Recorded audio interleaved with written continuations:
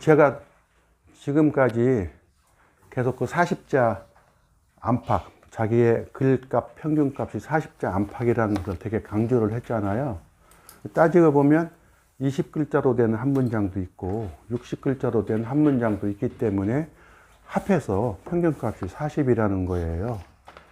그랬는데 만약에 내가 50이다. 근데 50이 결코 나쁘지 않다고 그랬어요. 왜냐하면 자기가 가지고 있는 정보를 좀 길게, 긴 문장에 담아서 상대방에게 전달하는 것이기 때문에 50자가 단단하고 효율적인 단어로만 채워져 있다면 결코 나쁘지 않거든요.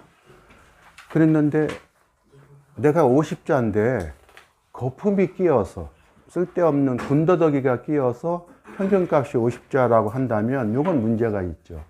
왜 그러냐면 만약에 1000자를 쓴다고 할 때 평균값 40이라는 사람은 25문장으로 자기 글 한 편을 완성할 수 있는데 평균값 50이라고 하는 사람은 20문장밖에 안 되잖아요.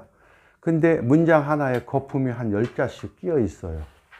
그러면은 20문장에 10 곱하기 20 하면 200자 정도의 거품이 끼어 있다는 얘기거든요. 그럼 우리 식으로 계산한다면 한 5문장 정도를 손해보고 있는 거예요. 그죠?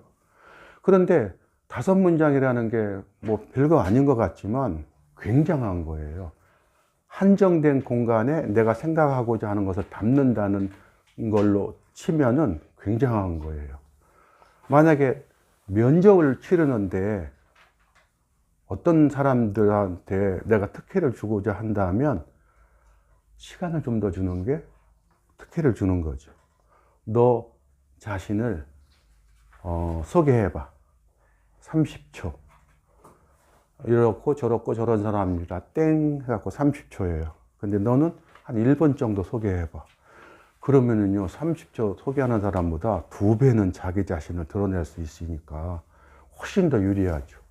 말로 할 때 시간을 더 주는 것이 훨씬 더 유리하듯이 글로 쓸 때는 문장 몇 개를 더 주는 것이 훨씬 더 유리하죠.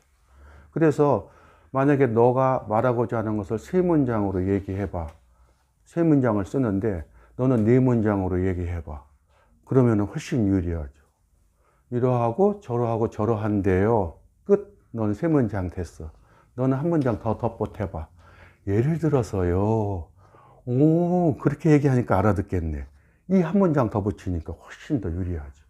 그래서 효율적인 문장이라고 하는 것은 자기 생각을 단단하게 꾹꾹 눌러 담아서 상대방에게 전달할 때 굉장히 유용한 거기 때문에 뭐 평상시 뭐 점수가 없는 글이라든가 일상적인 글들은 뭐 거품이 좀 끼면 어때요? 또 거품이 낀 게 또 애교일 수도 있어요. 그러나 그런 정서를 담는 그런 글들이 아니라 시험이라든가 원고 청탁을 받아서 한정된 공간에 내가 생각하는 것을 꼭꼭 눌러 담고자 하는 분이라면 문장에서 거품을 빼는 게 좋겠죠. 근데 거품을 빼는데 여러 가지 이유가 있어요. 되게 많은데 그 중에 대표적인 거 제가 몇 가지를 정리를 해왔거든요. 스스로가 이제 길어지는 그런 나쁜 버릇이 있더라고요. 첫 번째, 가격 상승을 유발할 가능성도 배제하기 어려울 것이다. 이렇게 돼 있어요. 이거 우리들은 잘 안 쓰는데요. 텔레비전 뉴스나 그 다음에 정치인들의 말에, 뭐 사설이라든가 이런 정치적인 용어로는 되게 많이 써요. 선생님, 가격 상승을 유발할 가능성을 배제하기 어렵다. 무슨 말일까요? 가격 상승? 한다? 안 한다? 유발한다죠. 한다죠. 가격 상승? 그냥 선생님 내가 이게 무슨 말일까요? 하니까 가격 상승할 것 같다는 말인데요. 이렇게 쉬운 말을 놔두고 가격 상승할 것 같다. 뭐 상승이란 말도 더 쉽게 바꿔서 값이 오를 것 같다. 이렇게 하면 되잖아요. 근데 왜 이런 말을 쓸까요? 궁금하게. 아, 예. 비겁한 말. 자기가 뭘 말하고자 하는 것에 주장을 모호하게 상대방에게 전달하는데 모호하게 해서 빠져나가려는 말, 비겁한 말, 그 말이 맞습니다. 좀 더 분명히 얘기하면 책임지고 싶지 않은 말, 이렇게 되는 거죠. 가능성이란 말로 우리말로 바꾸면 수예요, 수. 그러니까 가격 상승을 유발할 수. 그런데 유발할 수, 상승이란 말이 어려우니까 오를 것 같다 이렇게 바꾼 것 뿐이거든요. 빠져나가려는 말, 책임지지 않으려는 말 했는데 책임지라는 사람이 많았나 보죠, 지금까지.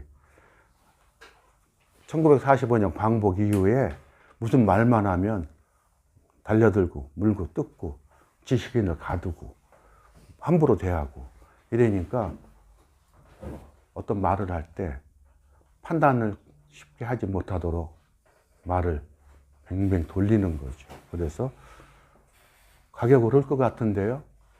그럼 금방 알아들으면 잡혀가니까 가격이 상승할 가능성을 배제할 수 없다는 생각이 들지 않을 수 없다고 본다.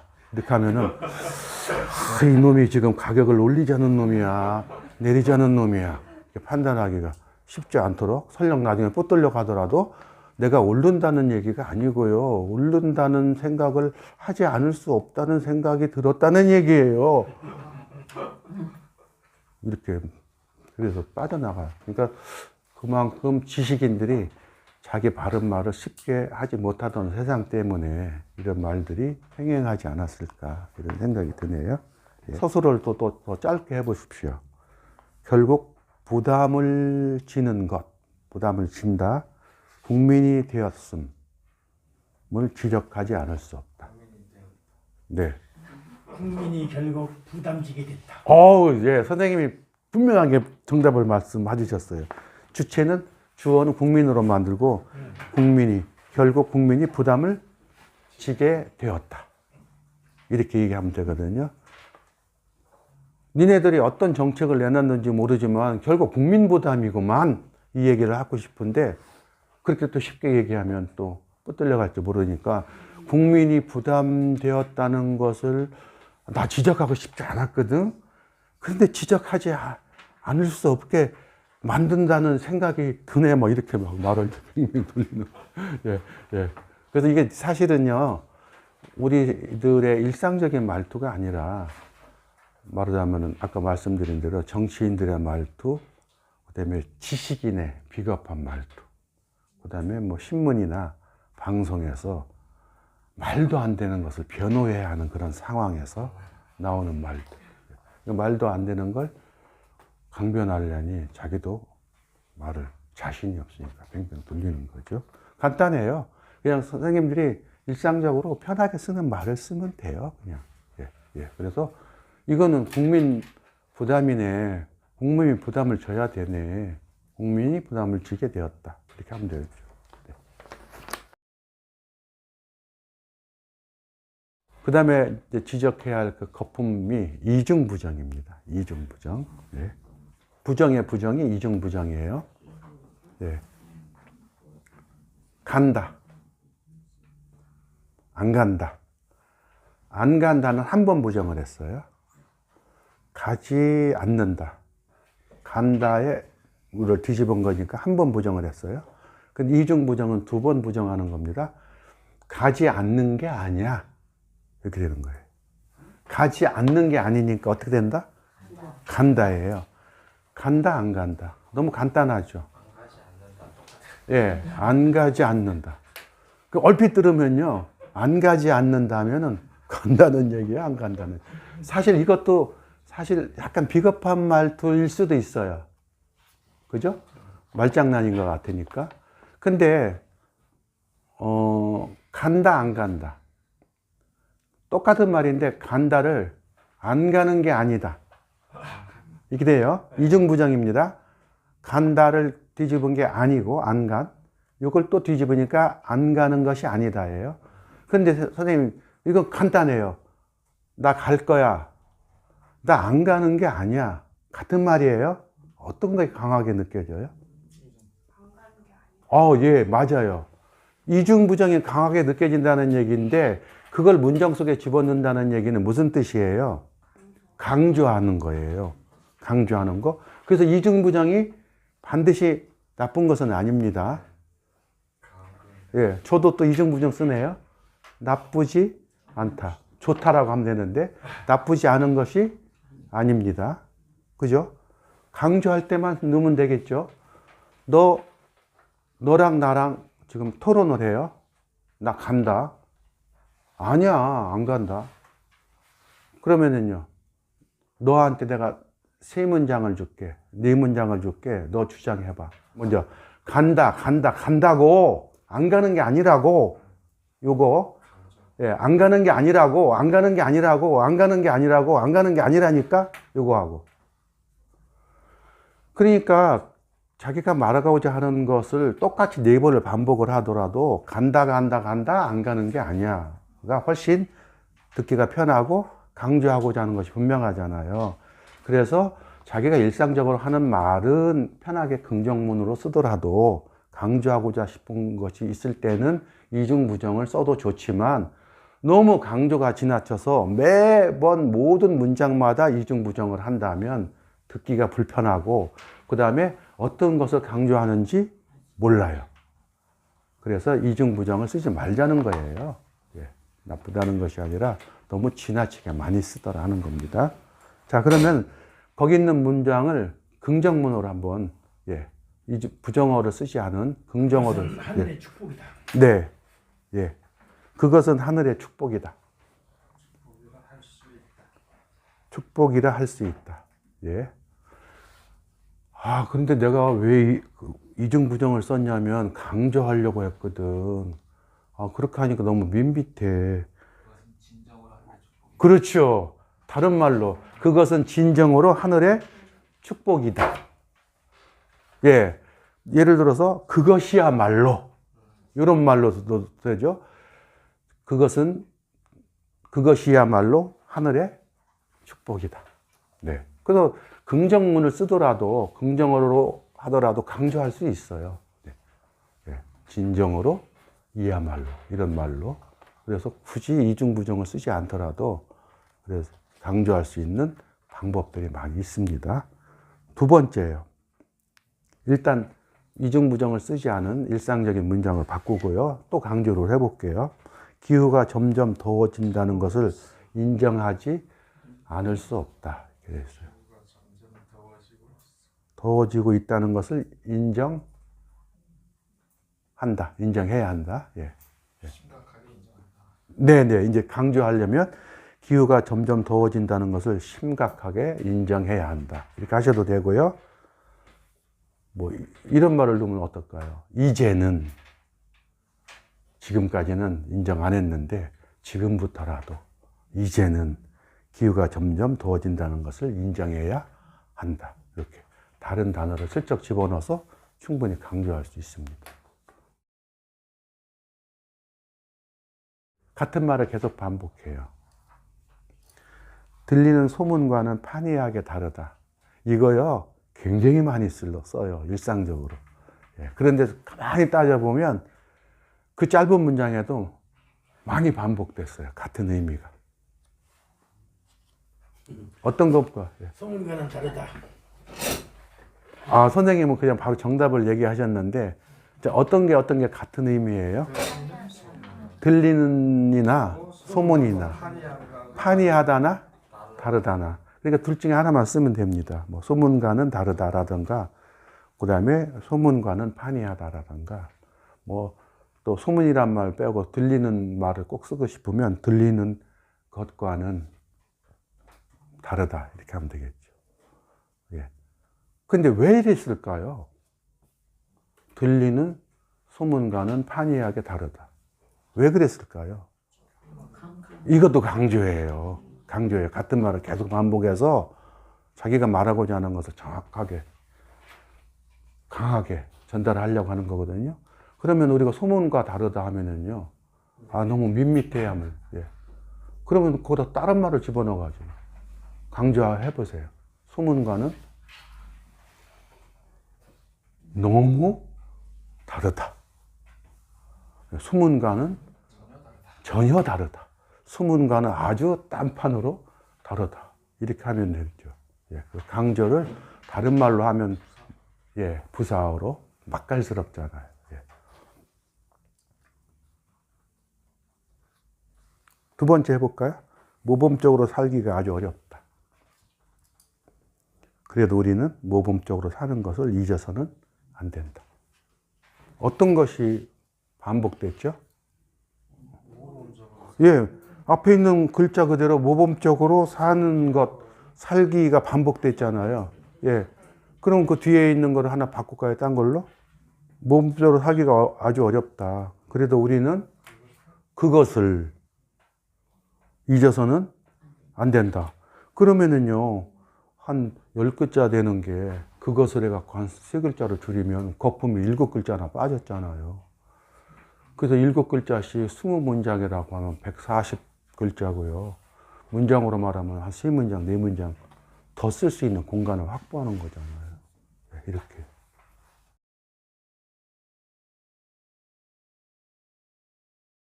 그 다음에 이 명사절하고 조사는요, 정말 제가 할 얘기가 많거든요. 그랬는데, 하여간 오늘은 그냥 맛배기로 2개만 하겠습니다. 나중에 한번 또 이 명사절만 가지고 자세히 말씀드릴 기회가 있을 거예요. 명사가 아닌 것을 명사처럼 만들어서 쓰는 걸 명사절이라고 하는데요. 밥을 먹다예요, 먹다. 먹다는 이제 동사거든요.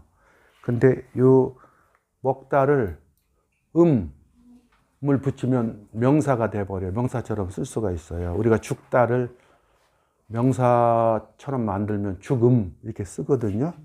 근데 밥을 먹었다를 명사처럼 만들면 밥을 먹었음 이렇게 되는 거예요. 근데 우리말은 굉장히 효율적인 언어인데 그 효율적인 언어 중에서 대표적인 것이 어미를 덧보탠다는 거예요. 먹다에다가 먹고, 먹지, 먹으니 해서 먹이라는 가장 기본적인 권력에 어미를 보태가서 먹고, 먹지, 먹으니만, 먹었으나 이렇게 다요. 그래서 그걸 갖다가 덧보탠다고 그래서 첨가어라고 그래요. 그래서 우리말의 풍부한 활용성은 그 갖다 붙이는 어미 때문에 굉장히 풍성하거든요. 그래서 우리말은 우리말답게 쓰려면 그 먹고 먹지 먹으나 하는 그 고지 은하를 잘 붙이면 되게 쉽고도 훌륭하게 자기 생각을 상대방에게 전달할 수 있어요. 근데 이렇게 뭉쳐놔 버리면 밥을 먹었음 해버리면요, 자기 말을 전달하려고 조사를 붙여요. 밥을 먹었음에도 라는 조사를 붙여요. 불안하잖아요. 밥을 먹었음에도 배가 안 부르네, 배가 덜 차네. 그러니까요, 밥을 먹었으나 이 어미가 가지고 있는 서술성, 풀어주는 그 부분이 부족해요. 조사를 붙여 놓으니까. 그래서 다시 서술을 또 붙여요. 밥을 먹었음에도 불구하고, 불구하다, 불구하고, 불구하니 라는 서술을 또 붙여요. 그럼 처음서부터 어떻게 쓰면 되는 거예요? 그 밥을 먹었음에도 불구하고를 쑥 빼버리고 밥을 먹었지만, 밥을 먹었는데, 밥을 먹었으나, 밥을 먹어도 이렇게 해보면 간단했을 걸 먹었음 해가지고 불안하니까 애도를 붙이고 그것도 불안하니까 불구하고를 붙인 거예요. 그래서 만약에 방송이나 만약에 뭐 글 같은데 많이 해요. 뭐뭐 했음에도 불구하고. 근데 그걸 가만히 바꿔보세요. 뭐뭐 했으나, 했지만, 했는데도 저렇게 하면 될 말이었구나. 이렇게 바꾸면 되죠. 그래서 뭉쳐놓고 조사를 붙이는 버릇은 굉장히 좋지 않다. 우리말이 가지고 있는 어미를 덧보태는 첨가적 특성을 버리면서 말을 힘들게 하는 버릇이다. 이렇게 생각하시면 되죠. 이게 왜 그러냐면 영어식 문장이에요. 사실 영어식 문장. 영어 공부를 하다 보니까 그런 영어식 문장, 번역 투의 문장이 우리 생활에 일상적으로 널리 퍼진 거예요. 그래서 좋지 않다. 뭉쳐놓고 조사 붙이는 버릇은 좋지 않다. 자, 제가 이제 같이 선생님하고 설명을 했으니까, 밑에 거 한 번 더 해보십시오. 피해가 커서 재기가 어렵다. 아유, 선생님이 앞에 앉아서 딱딱 정답을 얘기해 주시면 뒤에 분들이 생각할 틈이 없어요. 그러니까 꼭 참고 이제 다른 분이 생각할 틈을 좀 주십시오. 예, 아우, 선생님 문장에 대한 센스가 굉장히 뛰어나시네요. 예. 피해가 아주 커서 간단하죠. 그럼 커서 하면은 한 글자예요. 큼으로 인해 하면은요 5글자예요. 으로 띄우고 인해니까요. 그러면 서자 하나만 붙이면 4글자를 절약할 수가 있었어요. 이거 말고도요 굉장히 많아요. 이런 것도 있고요. 으로써 붙이는 것도 있고요. 먹음으로써, 그 다음에 학교에 빨리 을 해가지고 그냥 또 거기다 뭉쳐놓고 을을 붙이는 그런 버릇도 있고요. 그래서 이거 명사절은 나중에 한번 따로 또 시간을 만들어서 쭉 연습을 한번 해볼게요. 쉽죠? 네.